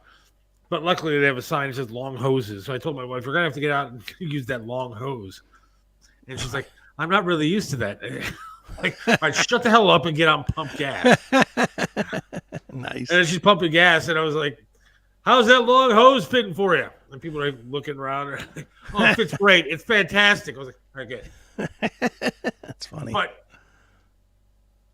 I filled up, and I think it cost me $40, $50. Okay. $60 to fill it up. Okay. And my gas is gone in 6 days. And I thought about you, said you fill up like once every 2 months, and I'm sitting there going, oh, Jesus, man, what the hell am I doing? Dude, I could tell you for a fact, I gassed up in August. I get about $4.20 a tank on my car, and I went out last night. I had dinner with my mom and my brother, so I had to drive somewhere. And I could tell you on my, how it has the gas gauge, it tells you how many miles you have left. I still have 205 miles left. Yeah, and I gassed up 2 months ago. I go nowhere. After we filled up, I looked at it and said I had like 400 miles. I'm like, man, this is going to get me through like next 3-4 weeks of my life. This is great. Yeah. And then come Saturday, I'm going, I got to get gas tomorrow. Yeah, today. If you gassed up yesterday, today it says 290. And you're like, what the hell? Like like my job isn't that far away from my house, but we've been driving more lately, and I don't know. Well, my commute is a walk down the hall. Yeah. Sometimes not that far. Sometimes I just decide to work in the bedroom. Then I don't have to go anywhere. Just move from the bed to the desk. All right, so we got to play our dog pound details here. We do, yes. And so I want to talk about Deshaun Watson real quick. Okay. Earlier, Browns QB Deshaun Watson on missing games due to shoulder injury. I'm not going to put the team in jeopardy. Okay. What the hell does that mean? You are putting the team in jeopardy by not playing the game. Yes. The team's in jeopardy when we got a star from the XFL and a rookie as our other two quarterbacks. The team is in jeopardy. Browns QB Deshaun Watson can't put a timeline on return. That son of a bitch took the money and is running. Yes, he is. I'm gonna bet you again. I'm gonna go double or nothing on the two dinners that I'm owed. Okay. I don't think that guy's gonna play again this year. Oh, I'll take that bet. I'll take that bet. I don't think he's gonna play again. You don't think he's going to play another down? So he has to play, what, one down? Yeah, I don't think he's going to play another game in another game this year. Oh, yeah. He'll be back. Nope. I'll take that bet. So what is that, triple or nothing?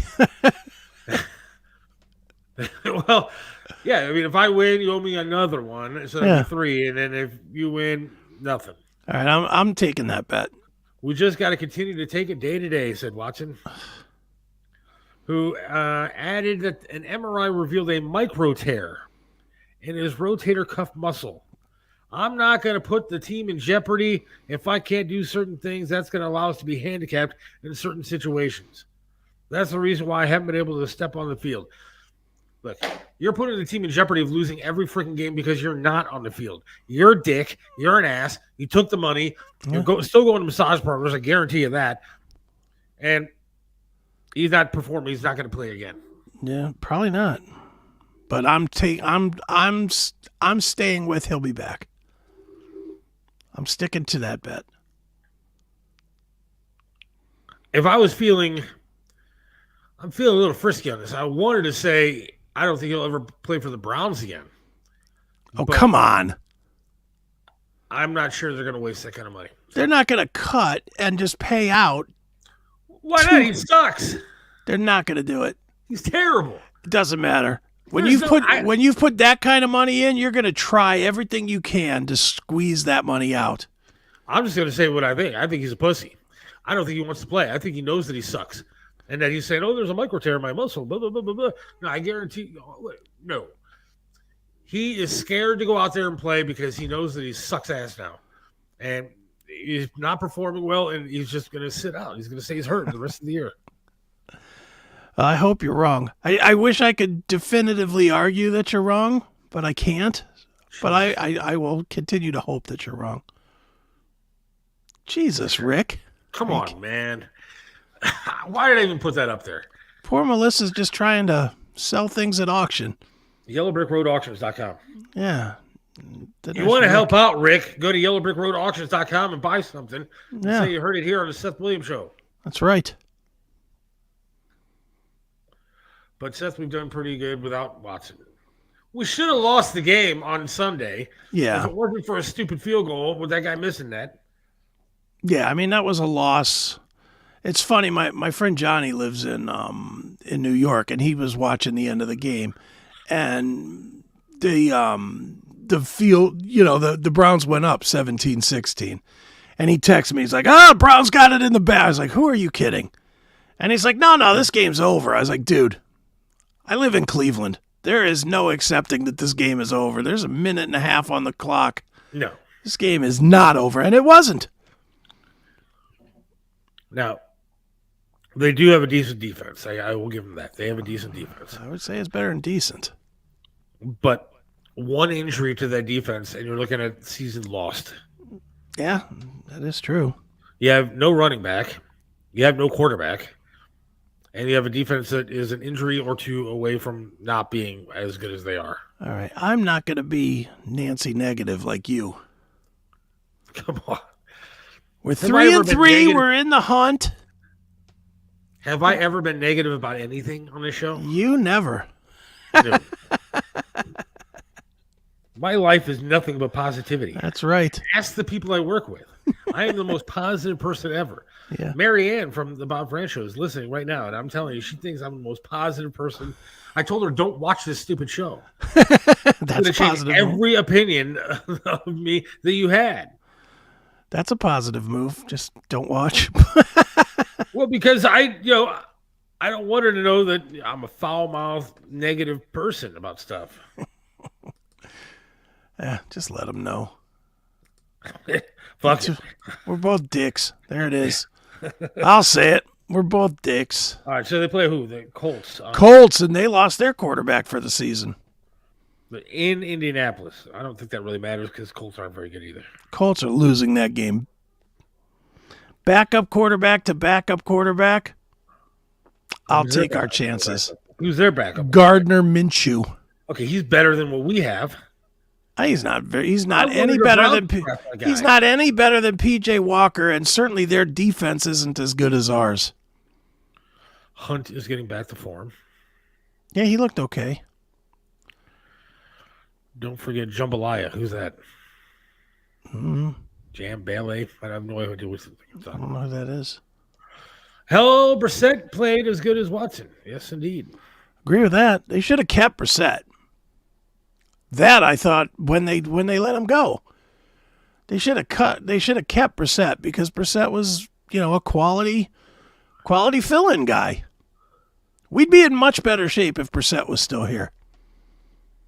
We'd be in better shape if you or I were on the field playing quarterback.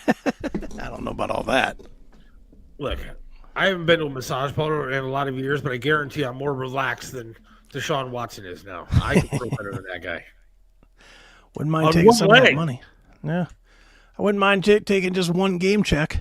Yeah, one game check, I'll be good to go. Me too. Hunt won that game for us. He opened up the running game. Yeah, Ford wasn't terrible either.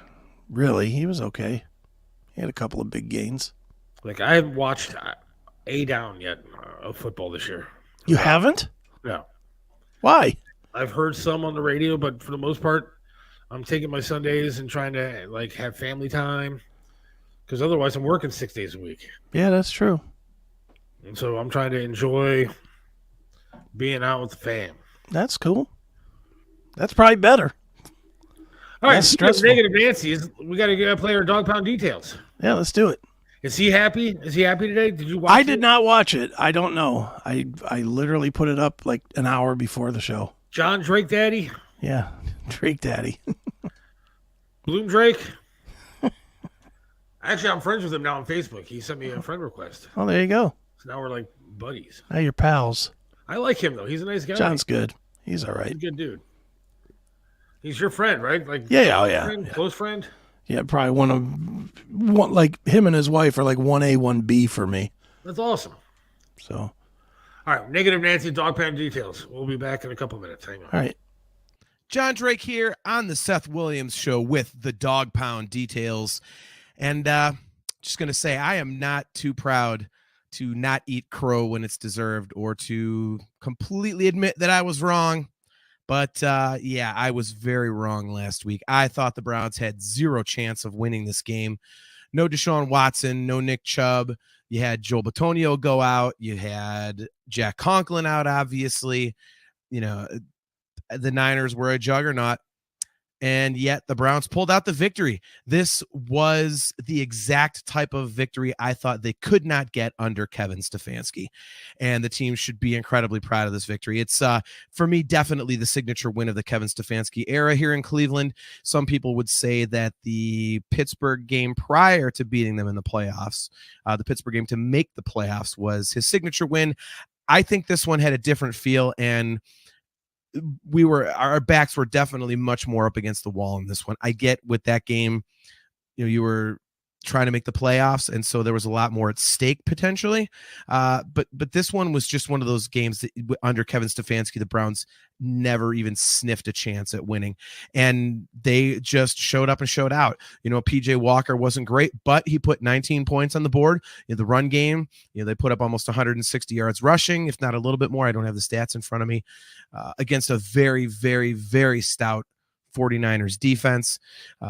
Personally, I think the 49ers kind of made quite a bit of a mistake with that pregame brawl, coming in and messing with the Browns. It was a big sign of disrespect. And if I'm Kyle Shanahan, I would not be happy with that, because I think it really, really riled the Browns up and really kind of, just pissed them off. And they were like, no, wait a minute here, dude. Like, we can play. We're not some, JV team. And they came out and they acted like it. I mean, that first drive was pretty scary, not going to lie. We all looked at each other down in the pound and were like, this is not going to be good. But that was, not a harbinger of things to come. And the Browns defense after that was just absolutely sensational. We've all heard the stats since then. They've only allowed 1,002 yards over the first 5 games of the season, all that sort of stuff. And just a fantastic performance by the Cleveland Browns. And it's, the football gods finally smiled on us, which never happens. We even watched it happen. We sit in the dog pound and they were kicking the field goal at the other end. And when he set up for the first attempt, Dawson's flag was completely limp. It wasn't moving at all. No wind. And when they iced him, when he set up to kick, all of a sudden the wind was blown pretty good to the right. So had he kicked it that first time, the ball would have gone through and the Browns would have lost. So that's, maybe it's cheesy, but as Browns fans, we know that kind of stuff doesn't ever happen to or for us. So I'll take what I can get.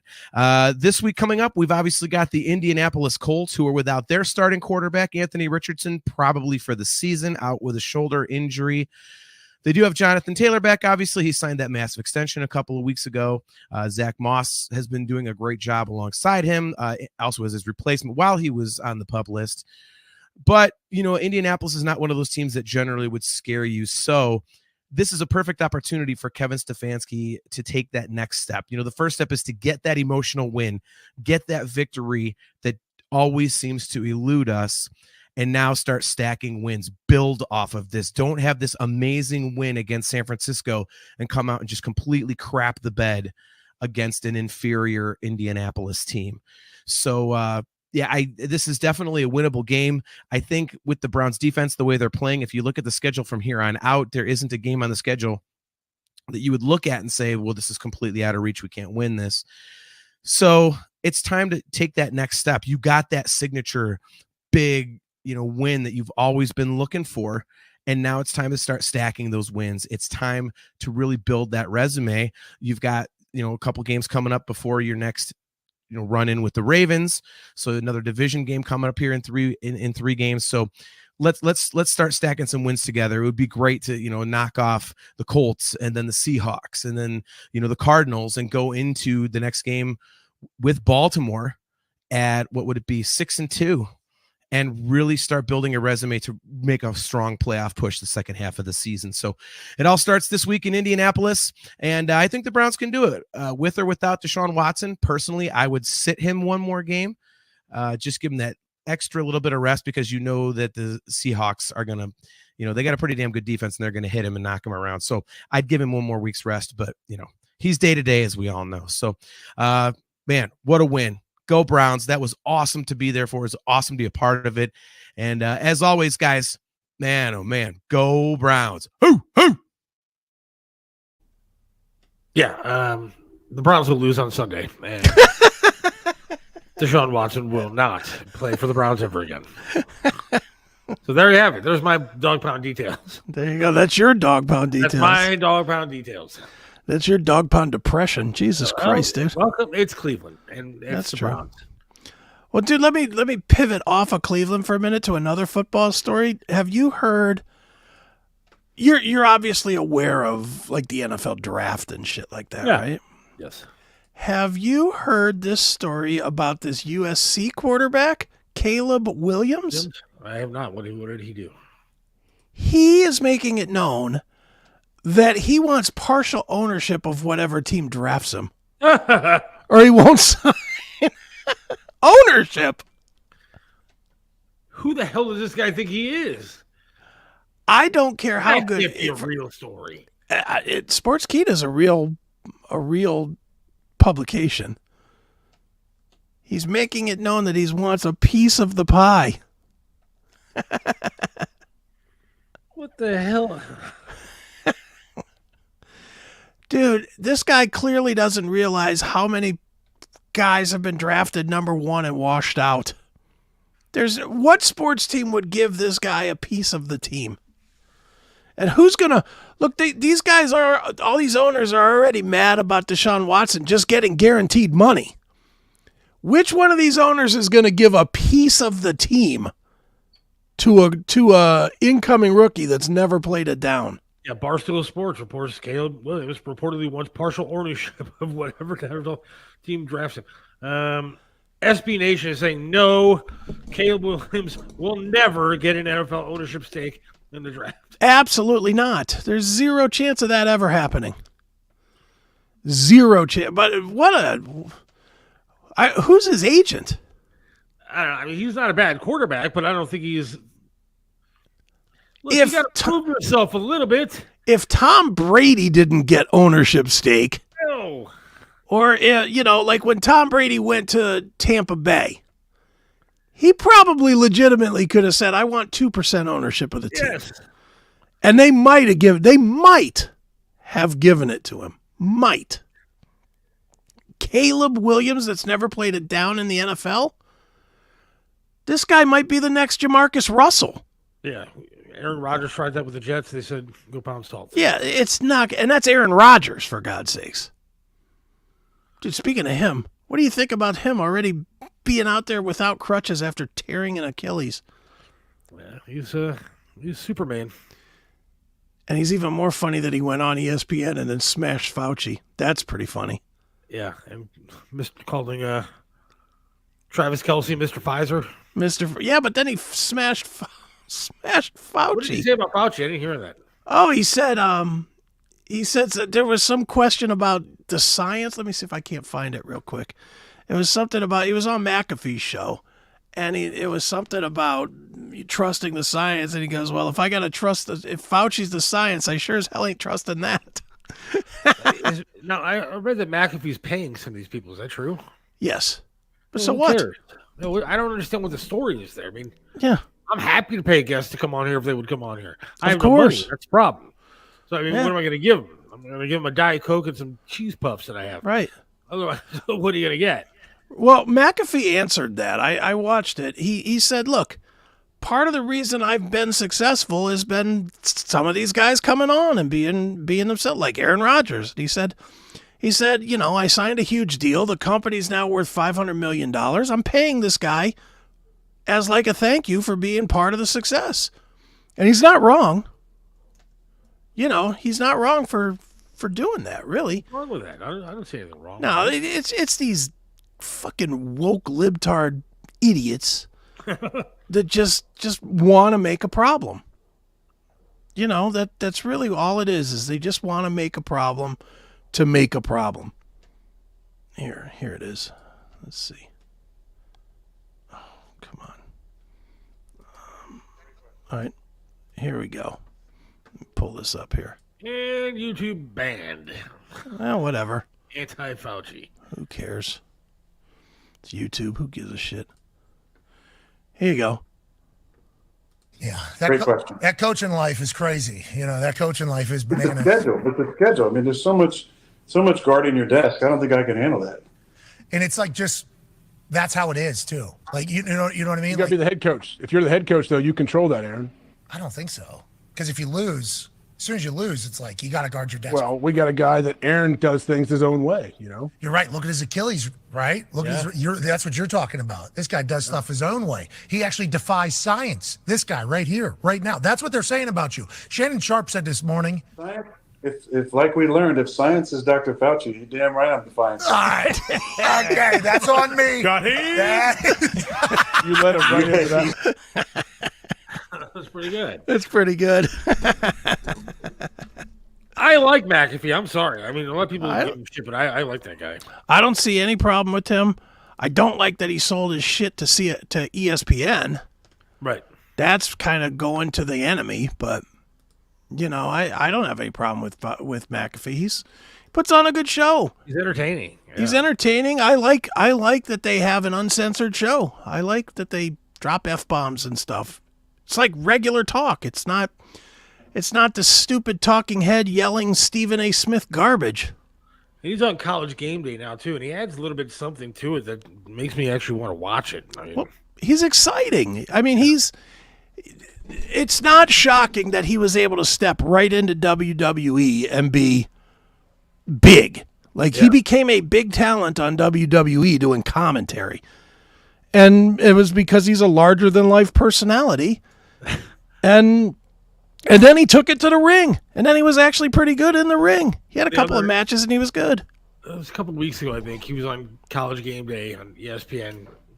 And he, in between segments, he threw up. I think he was at Notre Dame. I think it was before the Notre Dame Ohio State game. And he was there, and he said, "I feel bad, man. People have to clean up my stuff." In between the segments when they went to commercial, throwing up all over the place. Well, maybe you should stop drinking. Yeah. Then it'd be no fun. Yeah, that's probably true. Rogers is very anti-vax. Yeah. All right. The Swift stuff is a PR scam. All right, you want to talk about Taylor Swift stuff? Yeah, we can talk about it, sure. No, we're going to go here in a sec, but this is what I'm talking about. I have a daughter. Mm-hmm. Best kid in the world. Dude. Sure. Sweetheart, love her to death. Mm-hmm. But she's a Swiftie. She's a Taylor Swift fan. Okay. And Taylor Swift does this thing with making these friendship bracelets or whatever. Right. Uh-huh. With beads and stuff. So now I have a Swiftie bracelet? Swiftie bracelet that my daughter made for me. Nice. That now I have to wear at all times. Because you're a Swiftie now. I'm not a Swiftie, but I'm a fan of my daughter, and so I got to wear it, because my kid made it for me. Dude, there's everybody that sees me goes, "Hey, look at that guy! Look at that big fat guy with the Swiftie bracelet on." Dude, there's worse people that you could be supportive of than Taylor Swift. And I forget all the Pfizer, all this other nonsense, and her alleged ties to Soros and all this other crap.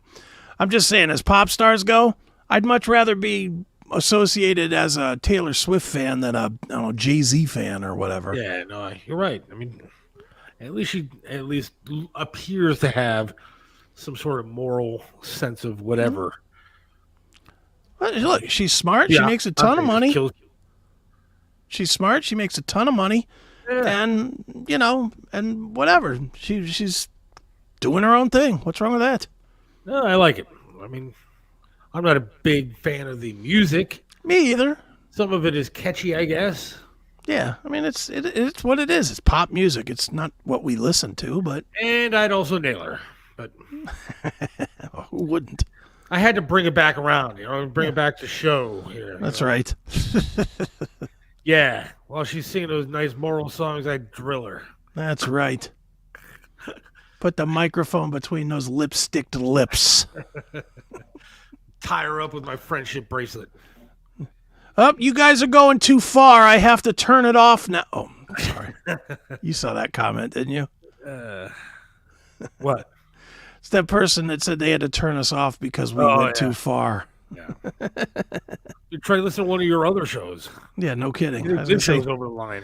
This show's the tamest of the three. Yeah. We are Mr. Rogers' Neighborhood compared to... Yeah, compared to the classic metal show, we definitely are. Oh, my God. Want any proof of that, just go find the Tanya Tucker segment from last weekend. Ooh. I will do that as soon as we are done. Somebody wanted to see the Staples girl before we go. Okay. So let's do that real quick. Oh my God. Staples actually sells staples.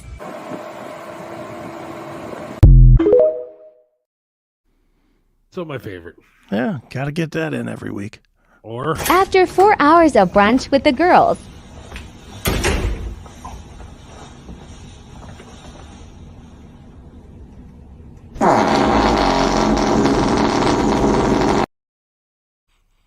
It's just so terrible. So wrong. That's somebody's daughter. Yeah. All right. I'll wrap things up. All right. I'm tired, and I got to go a lot of driving ahead of me tonight. So more of my gas is going to be wasted. Yeah, more of your gas gone with the door of the dash, right? Yes, indeed. Everybody have a great night. God willing, we'll talk to you again on Monday. I have no idea what we're going to be doing, but we'll hopefully be doing something. You're feeling better, correct? I feel fine. I'm fine. I just had a migraine. Well, we missed you on Monday. I'm back. So everything's good, and we will, God willing, talk to you then. See ya. Yep.